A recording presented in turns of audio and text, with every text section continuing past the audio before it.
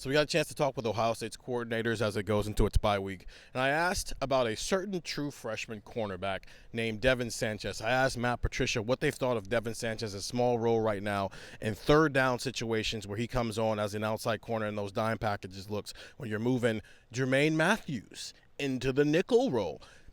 Matt Patricia said he liked what he's seen so far, and they're also slowly putting more on his plate in practices, even if they're putting him in this one small role for the games, which I understand, right? You're putting a guy who's already playing a high-pressurized situation, which is what Matt Patricia called it. Let him master that, and in practice you can give him more and more and more each week. And now it brings up a question while Ohio State is trying to figure out whether its actual starting nickel, Lorenzo Styles, will be healthy the next time it plays football, 2 weeks when they play Washington, whether or not things could be on the change in the secondary. I'm Steven, that's Stefan, and that's Andrew. Stefan, I want to start with you.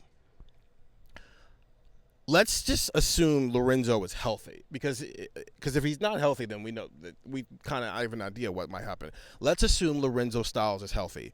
Do you think, after these 2 weeks are up, that is who Ohio State's starting secondary is, what we have seen the first 3 weeks of Lorenzo at nickel, Caleb Downs and Jalen McClain as your safeties, within Davison Igbinosun and Jermaine Matthews as your outside corners? Or do you think that there is room here, whether it's against Washington or at some point this year, where Devin Sanchez goes from a package player to a full-time starter as Ohio State? Well, I think it's certainly possible. It's always difficult to predict it just because a starting lineup is sometimes not what you see for most of the games. So let's say that like maybe Lorenzo doesn't start. I don't know if I would go there yet. But I think like if you were to look at the schedule coming into the year and say at what point does Devin Sanchez at least make some noise for a starting spot, this would kind of be it, right? Where you can test him smaller role against Texas, increase his role against Grambling and Ohio, and then you get the bye week, you get 2 weeks to prepare him for a massive role against Washington. And I think obviously Lorenzo's injury plays into this. If Lorenzo misses any significant time and Ryan Day on Monday didn't provide a timeline, then sure, then now we're talking, okay, full time you got to move maybe Jermaine into the nickel, or Caleb maybe plays some more nickels, you get Malik Hartford in, or he mentioned guys like Aaron Scott and Bryce West. That's the like Lorenzo's hurt. Yeah, there's a bigger role for Devin, obviously. But even if Lorenzo's in there, I think we're going to see more and more of Devin Sanchez and nickel looks with Jermaine moving into the slot, just because he's playing at that high of a level, and at the trajectory that he's at, he might be one of your 5 best defensive backs to have on the field. And if your goal is put the 5 best guys out there, obviously Caleb Downs and Jalen McClain are part of that as safety, and then you start looking at nickel and the 2 outside corner spots, then Davison's staying on the field, Jermaine's not coming off the field. If he's moving, it's to the nickel. And who do you trust the most to be that next outside corner? That's where Devin Sanchez comes into play. He's clearly jumped Aaron Scott in the depth chart, so he is that next guy if they were to make that move. And you kind of have to decide what's a better combo, Lorenzo and nickel with Jermaine and Davison on the outside, or Jermaine at the nickel with Devin and Davison on the outside.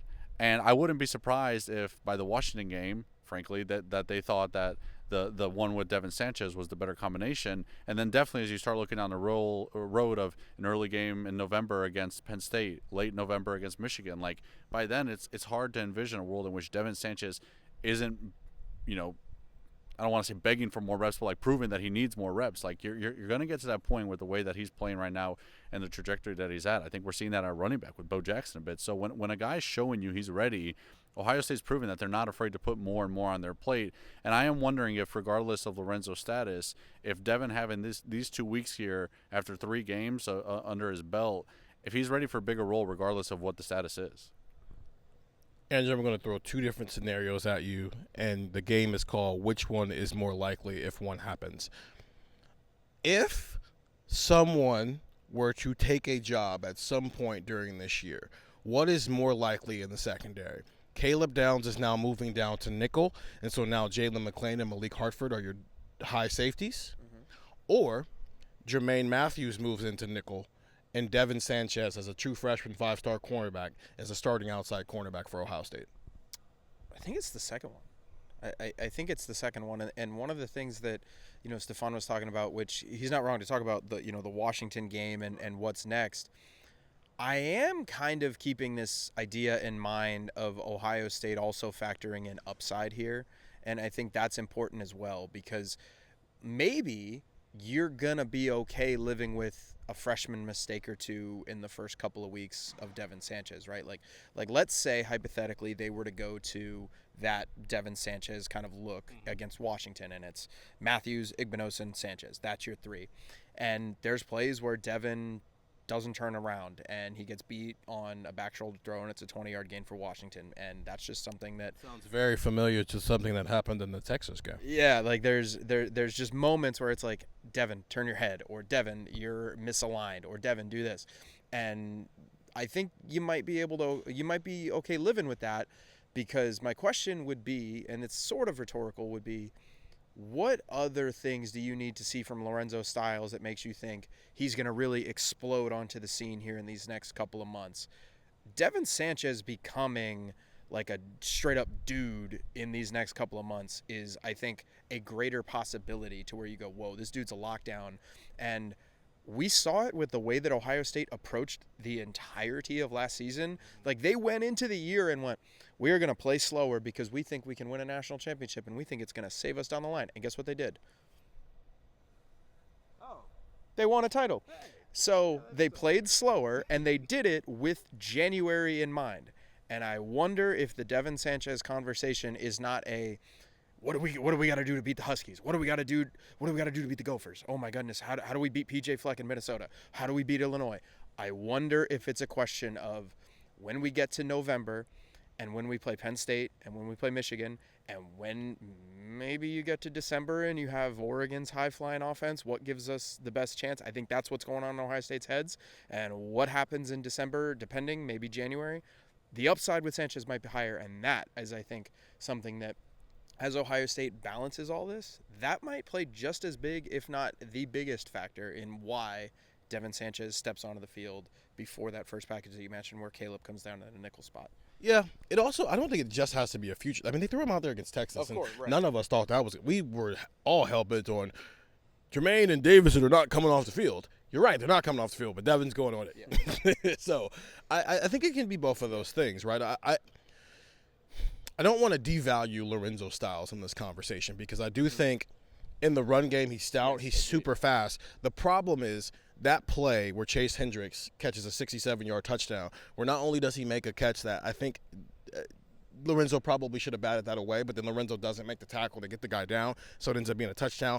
I think that was all of our fear coming into the season of, okay, that's where our question mark is with Lorenzo Styles. It's not his ability in the run game. It's in coverage, one-on-one, what happened. And Ohio, because of where they played Chase Hendricks, was the perfect team to validate those fears or to wipe them all away. And I think in one 67-yard catch, it validated those fears. And so what does that mean for the future when I think Jermaine Matthews is your best cover guy, and we literally saw him against Texas run a route for a receiver and get a pick off of that play, right? And if it seems like, I think they've done a good job with Devin Sanchez of giving him something he could handle early on that maximized what he could be that early in his career while limiting his mistakes and allowing him to build confidence at a position that it's very easy to lose confidence because you're already at a disadvantage every single snap.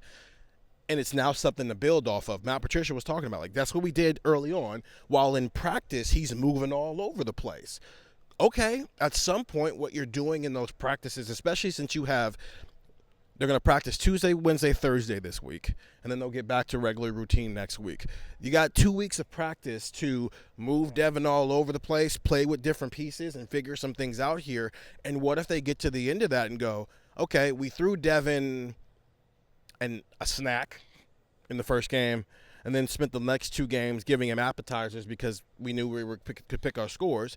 Okay, maybe he's ready for a full course meal now at this point, right? And I don't think that's off base. We're talking that way about Bo Jackson, as you mentioned, on the offense. I think Devin Sanchez is the best case of that happening for a true freshman on defense because Riley Pettijohn is just stuck behind 2 monsters. So it's impossible for maybe him to do that. Maybe Jarquez Carter at defensive tackle, but it seems like on offense, Bo Jackson is the true freshman most likely to be playing meaningful snaps in a national championship game.